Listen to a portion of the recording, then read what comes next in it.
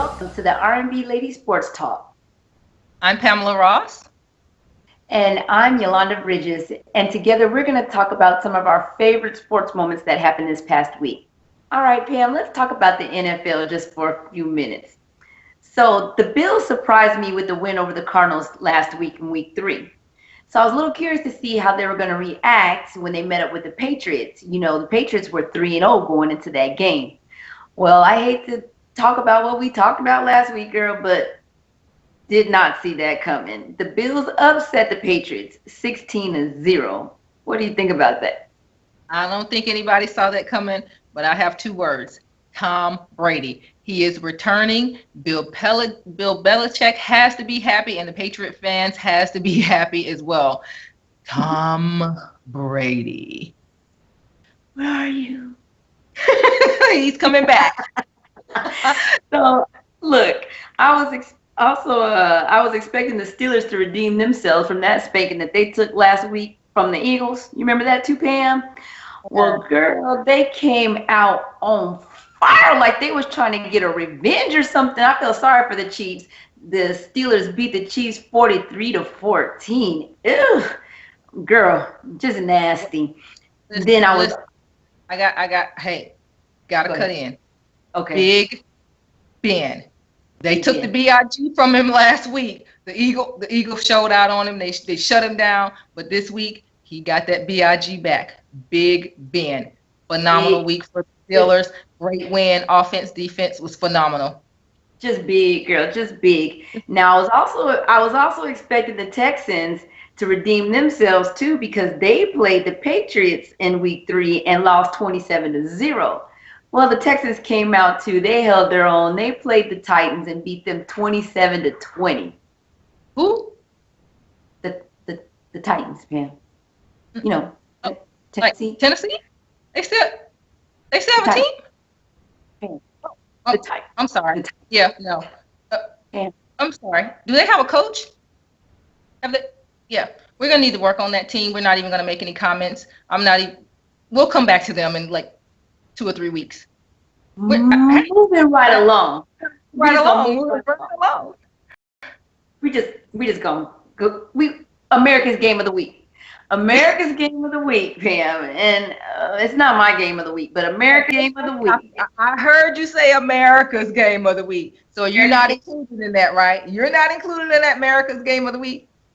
No. No, that's not my blue, Pam. That's my blue is with green. It's like blue and green, like black and no, blue and green. Okay, so that was the Dallas and the 49ers game. So what I was watching for in this game, because they forced America to watch the game, so I had to watch the game, right? So what I was looking for was how that receiver Bryce Butler was going to handle his situation coming in for Dez Bryant. Right now, Dez is out with a little injury. So I was expecting to see, his hands get a little fumbly, him being a little nervous or whatever, but totally not the case. He came in calm, cool, and collected. His hands was like glue around that ball, and Prescott wasn't afraid to hit him up for a touchdown. Very exciting to watch. Also, Well, what was it's funny that exciting? you mentioned it's funny that you mentioned cool, calm, and collected because that seems to be the Dallas Cowboys this season. Cool, calm, and collected behind the rookie quarterback Dak Prescott, Ezekiel Elliott, and now this wide receiver that's in for Dez Bryant temporarily. Now, all I have to say is past, present, future. Now Now you we know know. what the past is. We know what the past is. Let's just put it out there. Tony Romo. Tony Romo. He's been with the Dallas Cowboys for several years. Has not produced, in my opinion, as a outstanding quarterback that can take that team to the Super Bowl or to the playoffs even. And now you have Dak Prescott. Dak Prescott. Tony Romo. Where are we going to go with this? Is Jerry Jones really going to sit this phenomenal rookie that's getting him wins on the bench to bring back Glass Man Tony Romo? I mean, I don't even know. Glass Man, the glass man. Every time somebody touches him, he breaks. Glass man. How many Got you. injuries does he have now? I've lost count. Wait, you gonna pull I'm your at a toes finger out? fan. I'm Okay, at a America's finger lost fan. count too. Yeah. We've lost count.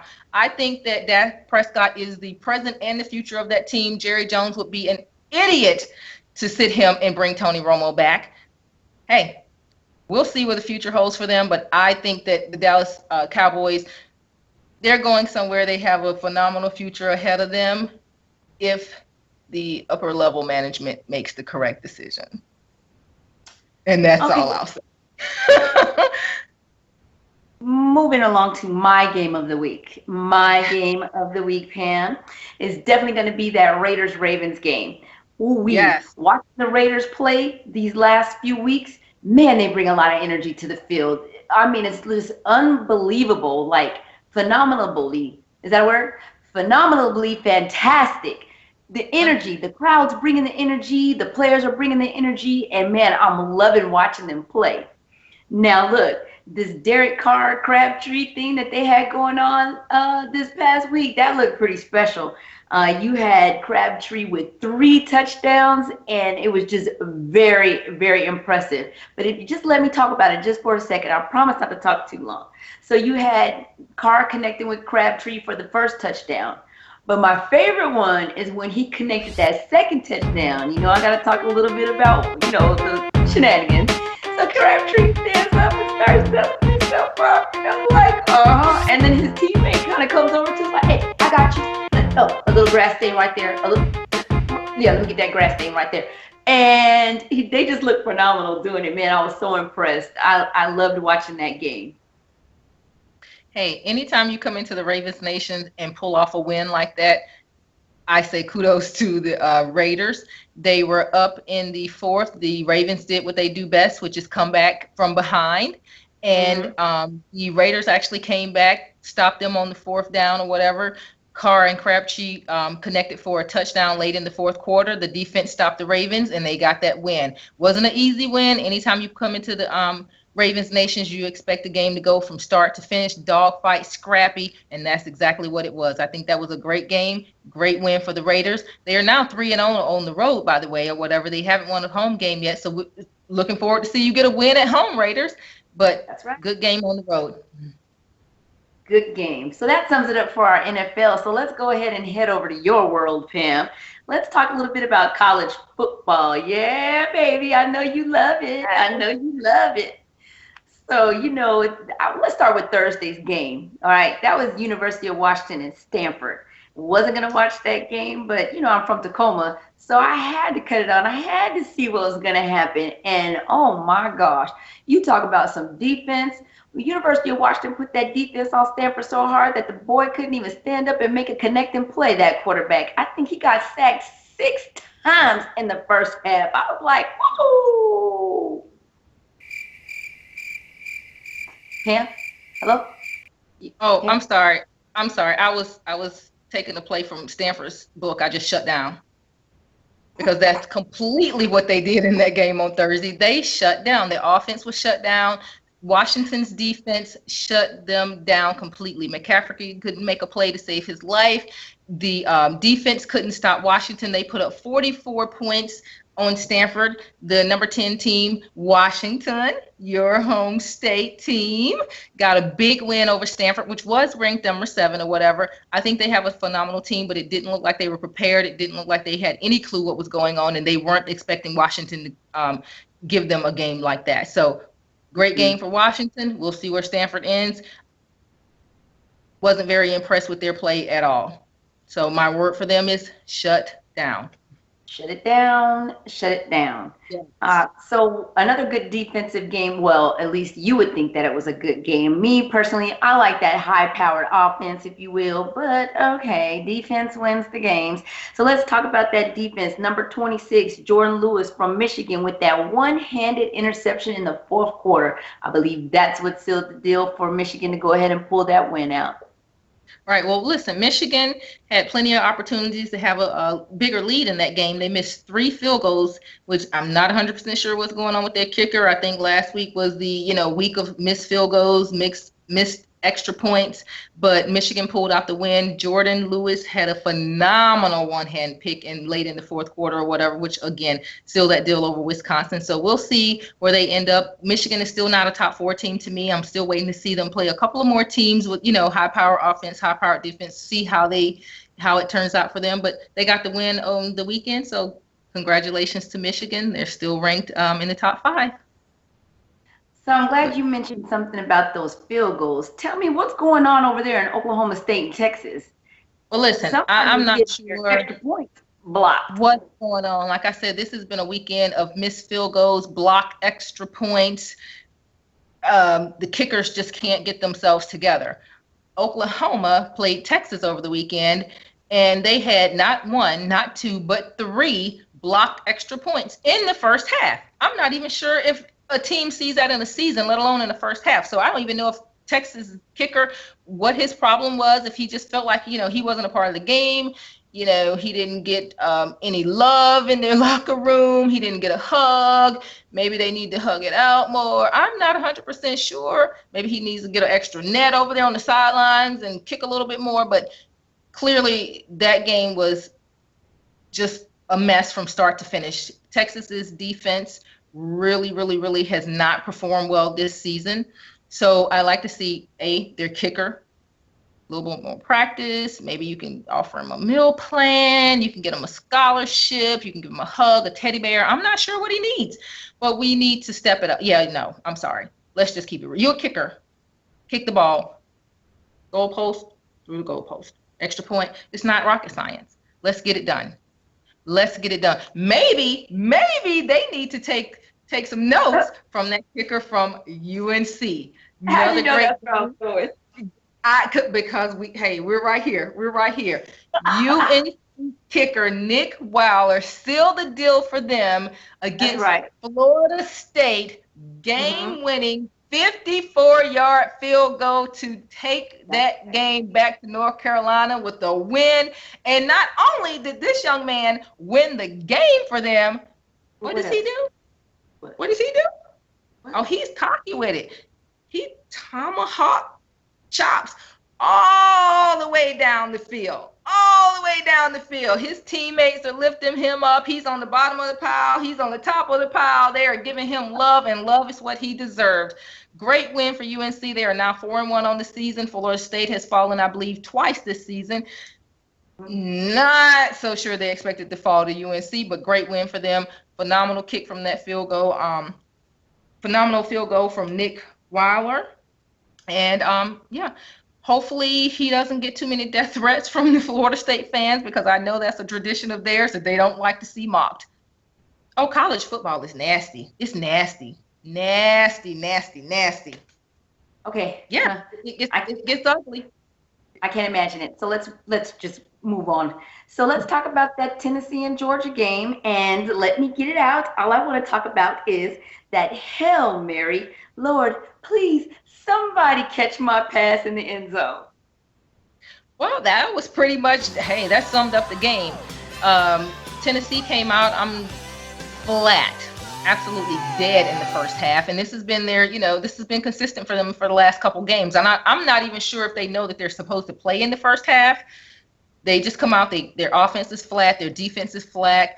And then somehow, some way in the second half, they go in, they readjust or whatever, they come back out and they start scoring. Their defense starts getting, stops. The offense starts scoring. The defense gets stops. The offense starts scoring. And before you know it, they're back in the game. What happens? Georgia scores, 10 seconds left in the game. We have this under control. We got this. Georgia is going to come out with the win. Dobbs says, 10 seconds, that's enough for me. What does he do? His offensive line, they snap the ball. No penalties. They keep the defense off of him. He throws a Hail Mary in the end zone. What do we expect when Hail Marys are thrown? We expect the defense to go up and bat them down. I just want to see somebody catch the ball. Well, you saw somebody catch the ball, and it was Tennessee's player, and they came out with the win. Now, I'm not 100% sure what Georgia's defensive players were thinking, if they thought that, Hail Marys never work, or I'm not, the game's over, we're up. But, yeah, take that as a life lesson, young men. Jump up and try to bat the ball down. That was an easy win for you guys. You had it to the last few seconds. And hey, kudos to Tennessee. Also, game's not over until the clock hits 0. So Tennessee pulled that one out of their tails. I'd like to see them come out and play a little bit stronger throughout the 4 quarters, as opposed to having to play catch up in the second half of the game. But great win for them. All right, and then last but certainly not least, we got that Clemson and Louisville game. Now, the only thing that I want to talk about, Pam, is that I've never seen Clemson's open into their football field, so this was kind of new for me. I was staring at the TV like, what month is this? Is it January? Because the balloons, the crowd, they had to take a bus from their locker room to the entrance of the stadium with all the fanfare. I was just amazed and blown. I was like, hey, where the party at? And I was like, oh, party over here. Yeah, party. Girl, they wrote me in. Clemson comes out ready to party every week, but that party almost ended up in Louisville. Oh. Did you watch the game? Did you see that? Clemson came out. They dominated in the first half. They had, I feel like Deshaun Watson had a point to prove. All week long, all we heard about was Lamar Jackson from Louisville. Their offense is so dominant. He puts up so many points. I mean, it was just a love affair with Louisville and in the football community. Deshaun Watson was like, hey, were we not in the championship playoffs last year? Were we not just ranked number 2? I'm not even sure why we're ranked number 5. We've won all of our games. We're undefeated. We're a great team. I'm a great quarterback. I have a great offense. Yeah, I've lost some players, but hey, this is what we do. So what did they do? They came in, showed out in the first half, went into halftime, with a huge lead, came out in the second half, and yeah, I'm not 100% sure what happened. Louisville readjusted, made some huge adjustments, got stopped, interception, defense shut them down, 3 and out. Here we go. We got turnovers. We got another turnover. All of a sudden, Louisville is back in the game. Oh, my goodness. Now Louisville is taking the lead. Where is this game going? This game did not disappoint. Did not disappoint. So when it was all said and done, Deshaun Watson made a big play at the end of that game. Now it's Louisville's turn. Lamar Jackson, they're moving down. They're moving the ball. The clock is ticking. The clock is ticking. So what happens on that final drive of the game when it's time for you to step up in those big moments of these big games? They failed. They had a penalty, and I believe that, the offense just broke down. And their receiver. So it's 4th down. And I just want to say to this young man, please, whatever you do in the future, if you are ever the one to catch the ball with crucial yards to be made, please do not run out of bounds. You had 1 yard to gain. You gained 11. You needed 12. Dive for the yard. Why did you go out of bounds? Were you afraid to get your uniform dirty? Did you afraid to get hurt? I'm not 100% sure. But we do have some grandma's secret spot remover, just in case that's what you were worried about. So never fail. We can get those spots out of your uniforms. What we're more concerned with is you getting that extra yard and making this a football game. So kudos to Clemson. They came out, they played a strong game at home, had some, mishaps in the second half, but they were able to pull it off. This is what you need to, this is the complete team. You need to be able to play these big games, big moments, under the spotlights and get the win. And that's what they did. So kudos to Clemson. I'm happy that they, got the win. They're back in the top 3, which is where I thought they deserved to be anyway. But I'm sure we're going to, hear a little bit more about that in just a moment. Well, since we might as well go ahead and have that moment right now, let's go ahead and talk about what the rankings are looking like. Yeah. Of course, Alabama's number 1. How do you feel? How do you feel about? Okay, I'm done. You quit? I'm done. So, unfortunately, Pam, we're just going to talk about the polls next week. We're out of time. So, there you have it, folks. Just a couple of women offering our opinion on how we feel things should be out here in the sports world. Join us next time for the ЯnB Lady Sports Talk, where you don't have to be a man to be a fan. See you soon. Peace.